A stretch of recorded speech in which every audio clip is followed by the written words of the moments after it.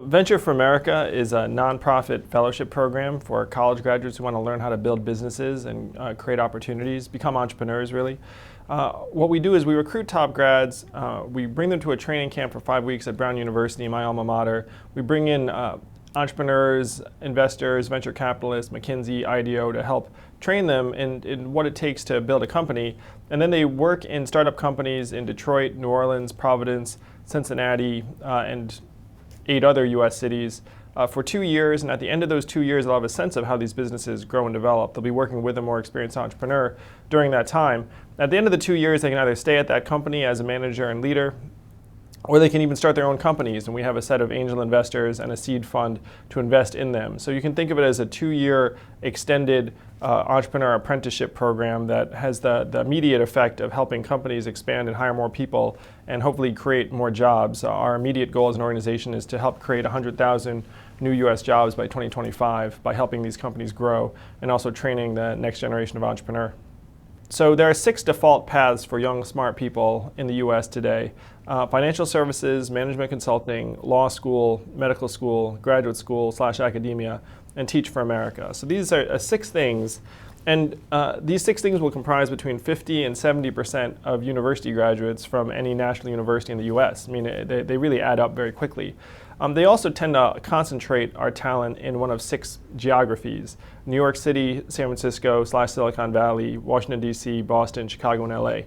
So in essence, we have a system that's driving our most talented graduates to one of 6 activities in one of 6 places. And over the long term, this is not a great thing for the economy, especially if you consider that so many of these graduates are heading to professional services contexts that exist to serve essentially large companies that have to get big enough to a point where they can hire an investment bank or consulting firm or law firm. So the metaphor I use is that it's like we're investing in tons of layers of icing and forgetting to bake the cake. What we need to do is we need to send more talent to early stage businesses that can grow and prosper, expand, hire people, maybe even and create hundreds of new jobs. And then if they become mature, then they can hire professional services firms to help them expand in various ways. But the first order of business is helping the firms come into being and to grow.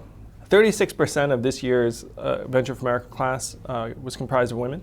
And we think that's a good start, but not nearly where it needs to be. We need to get it up to 51% to mirror the population and also the college graduate ratio, obviously. You know, I think people respond very powerfully to role models. Like they see examples, they want to see someone who's like them. And so there are some fellows that are women that come to us and say, hey, I'd prefer a female-led company. And so when we go out to the startup landscape in these cities and you look around, I mean, the proportion of companies that right now, not even in tech, but just in startups and growth companies in these cities, unfortunately, it's certainly well below 51%, at least of the companies that we see and interact with. And so, we see there's a lot of work to do at every level, but we think a lot of it does begin as women looking up and saying like, hey, who are the people that are doing this, that are like me? And I think that's one reason why someone like Sheryl Sandberg is such a huge, powerful example, because now women look up and see that there are leaders in these industries that are women that are doing amazing things. I think there's certainly a desire among this generation to have a positive impact, to build something new. And I see this when I interact with college students around the country, that they very badly want that sort of option. But when the rubber hits the road, it's really about who's making them a job offer when. And so if you're a senior in college and you're looking for a job, it's all about who's extending you a genuine path and who's recruiting you, who's making you feel wanted, who can you take home to your parents, figuratively speaking, and say, hey, Mom, guess what? I've got an offer from Deloitte. Then your parents will be very, very happy. So those are the variables that really matter. Like people talk about the wants and needs of the generation, which are obviously very important, but it's equally important what are the genuine choices they're being presented with. And those things are a function of resources. So what Venture for America does is we try and provide a genuine path toward startups and growth companies in Detroit and New Orleans and other parts of the country that might not be top of mind for a recent college graduate, really by extending some of the same resources, so that if you join VFA, you'll end up with some of the same network and community and training and support that many of these young people are seeking through other means.